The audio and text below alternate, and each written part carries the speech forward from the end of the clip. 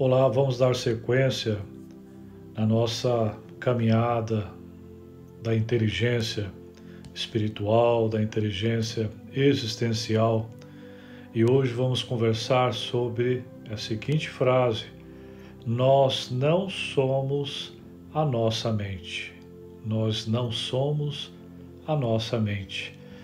E para começar, eu vou ler aqui um trecho, o versículo famoso da carta aos Romanos, capítulo 12, versículo 2, que diz assim: não se amoldem ao padrão deste mundo, mas transformem-se pela renovação de sua mente, para que sejam capazes de experimentar e comprovar a boa, agradável e perfeita vontade de Deus.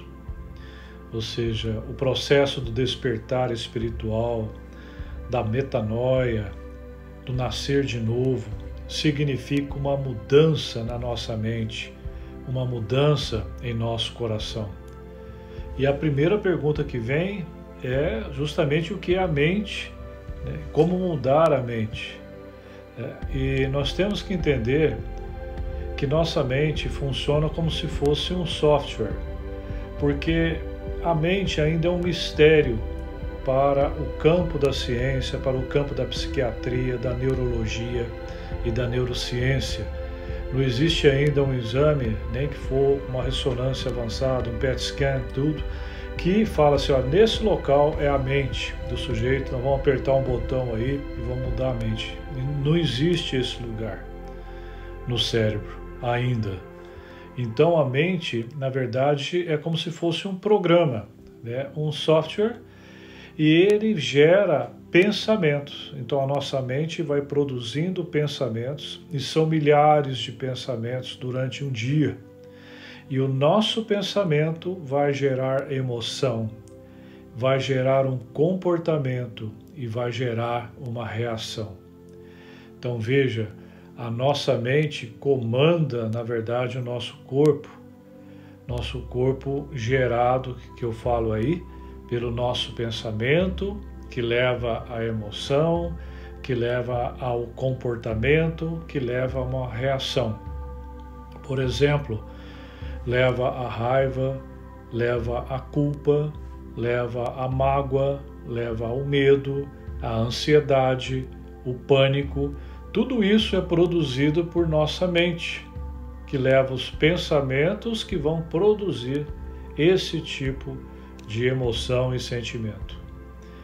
A pergunta é, se a mente comanda e tem esse poder todo de comandar o pensamento, a nossa emoção, o nosso comportamento, quem está no comando dessa mente? Só existem praticamente dois comandantes da nossa mente. Ou ela é comandada pelo nosso ego, ou ela é comandada por nossa dimensão espiritual, que nós chamamos o nosso Cristo interior, o Espírito Santo, ou o amor de Deus.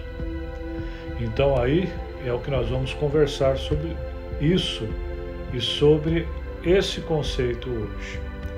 Por exemplo, se a minha mente está sendo comandada pelo ego, ele vai produzir em mim ansiedade, mágoa, ódio, medo, culpa, pânico. Então essa é uma mente comandada pelo ego. E se minha mente está comandada por Cristo, pelo amor de Deus, ela vai produzir paz, compaixão, serenidade, paciência.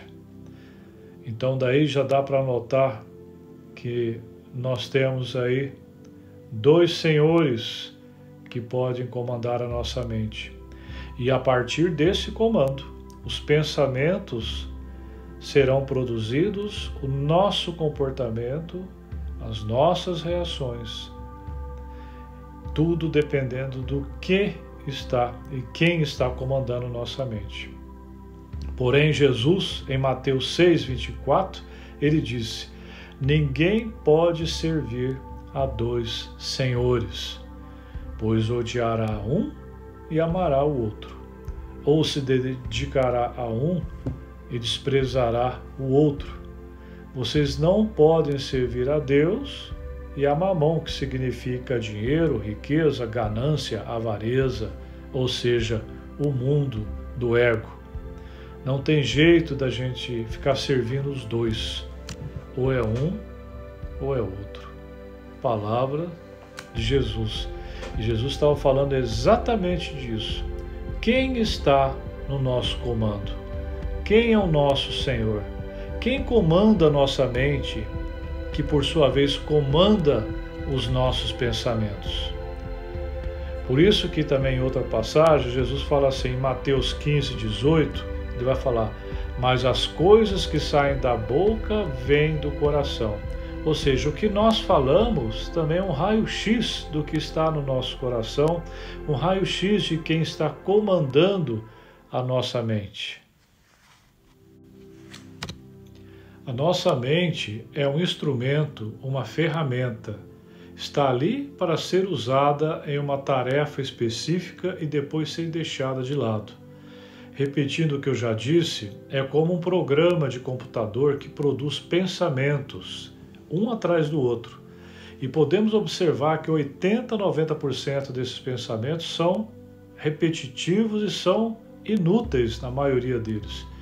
E por conta da natureza frequentemente negativa, eles podem muitas vezes ser pensamentos nocivos, né, que podem nos levar à depressão, à tristeza, né, e até pensamentos suicidas.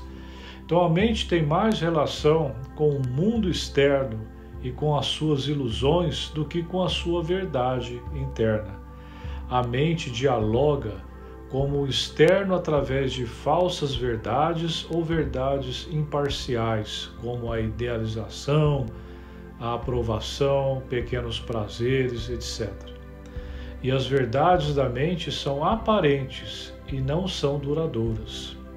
E quando você se identifica com a mente, com o sofrimento, com o ego, com as alegrias passageiras, com o desejo e com todo esse ruído mental, você se afasta da sua própria realidade, do seu verdadeiro eu. A boa notícia é que podemos silenciar a mente e nos libertar dessa escravidão a qualquer momento. Quando, por exemplo, uma pessoa passa a meditar, a fazer oração em silêncio, ela se torna uma observadora e observa seus pensamentos e tem a consciência de que são apenas pensamentos. Ter a consciência de nossos pensamentos é um primeiro passo para termos também um grande despertar. É entender que até 90% dos nossos pensamentos são inúteis e que estes, assim como as crenças, as emoções, os hábitos, eles podem ser substituídos progressivamente. O filósofo René Descartes acreditava ter alcançado a verdade mais fundamental quando proferiu sua conhecida máxima: penso, logo existo. No entanto, ele cometeu um erro básico ao equiparar o pensar ao ser e a identidade ao pensamento. O pensador compulsivo, ou seja, quase todas as pessoas, vive em um estado de aparente isolamento, em um mundo povoado de conflitos e problemas. Um mundo que reflete a fragmentação da mente em uma escala cada vez maior. Quando temos o despertar espiritual, entramos em um estado de plenitude, de estar em unidade e, portanto, em paz. Em unidade tanto com o universo quanto com o eu interior, um eu mais profundo, ou seja, o Cristo dentro de nós. A metanoia é o fim não só do sofrimento dos conflitos internos e externos permanentes, mas também da aterrorizante escravidão do pensamento. É uma verdadeira libertação. Se nos identificarmos com a mente, criamos uma tela opaca de conceitos, rótulos, imagens, palavras, julgamentos e definições que bloqueia todas as relações verdadeiras. Essa tela se situa entre nós e o nosso eu interior, entre nós e o próximo, entre nós e a natureza e entre nós e Deus. É essa tela de pensamentos que cria uma ilusão da separação, uma ilusão que existe um nós e um outro totalmente à parte. Esquecemos o fato essencial de que debaixo do nível das aparências físicas formamos uma unidade com tudo que é aquilo que é. Se for usada corretamente, a mente é um instrumento magnífico, poderoso.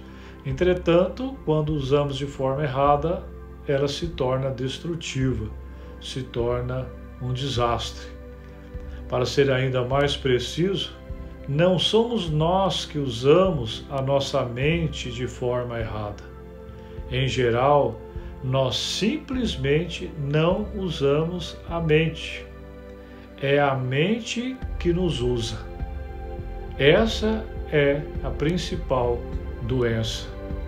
Nós acreditamos que somos a nossa mente. E aí está exatamente aí o grande erro, o grande delírio. O instrumento se apossou de nós. Estamos tão identificados com a nossa mente que nem percebemos que somos seus escravos. É quase como se algo nos dominasse, sem termos consciência disso, e passássemos a viver como se fôssemos a entidade dominadora. E a liberdade, ela começa quando percebemos que não somos a entidade dominadora, o pensador.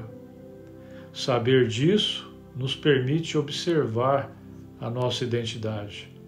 No momento em que começamos a observar o pensador, ativamos um nível mais alto de consciência e conseguimos enxergar a coisa do alto.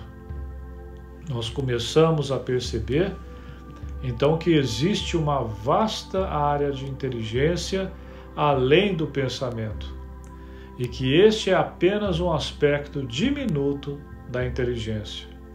Percebemos também que todas as coisas realmente importantes, como a beleza, o amor, a criatividade, a alegria, a paz interior, surge de um ponto além da mente. É quando começamos a acordar. A nossa mente funciona então como se fosse um rádio. Nós estamos sintonizados geralmente na frequência do ego, geralmente no pecado, na culpa e no medo. Reconhecer isso é o primeiro passo para mudarmos de frequência desse rádio. No início, o som da outra faixa que nós estamos tentando sintonizar é um som baixo, nítido, como se fosse um rádio longe. Mas ela está dentro de nós mesmos. E os ruídos que causam interferência são o ego. O ego produz diversos ruídos, são os barulhos aí do mundo que nos impede de escutar a voz de Deus, a voz do verdadeiro rádio, do rádio do amor. Quando estamos escutando a voz do ego, demonstramos com nossas atitudes, sentimentos e nossos comportamentos. Tudo aquilo que vivenciamos no mundo é o resultado do que valorizamos. Nós tornamos real aquilo que queremos tornar. Se a voz do amor está distante e inaudível, é porque escolhemos ouvir a voz do ego. E para começarmos a ouvir a voz de Cristo dentro de nós, nós precisamos ter a humildade para reconhecer que nossa mente está cega para a verdade, que estamos focados no ilusório e que a partir desse paradigma é impossível sairmos desse labirinto. O nosso coração, ele quer um outro jeito de viver. Então, resumindo novamente, existem dois professores em nossa mente, dois senhores. Um fala do pecado, da culpa e do medo, da dor, do sofrimento, e que eu posso ferir e ser ferido. O outro fala em fazer uma nova escolha, fala da paz, fala do perdão. Quando não estou em paz, é porque o meu professor está sendo o ego. Quando estou na culpa e julgando, é um aviso de que estou seguindo o professor errado. Se eu estiver em conflito, é também porque estou no professor, que é o ego. Nossa mente não somos nós. Lembrando que é como se fosse um software do computador que comanda nossos pensamentos.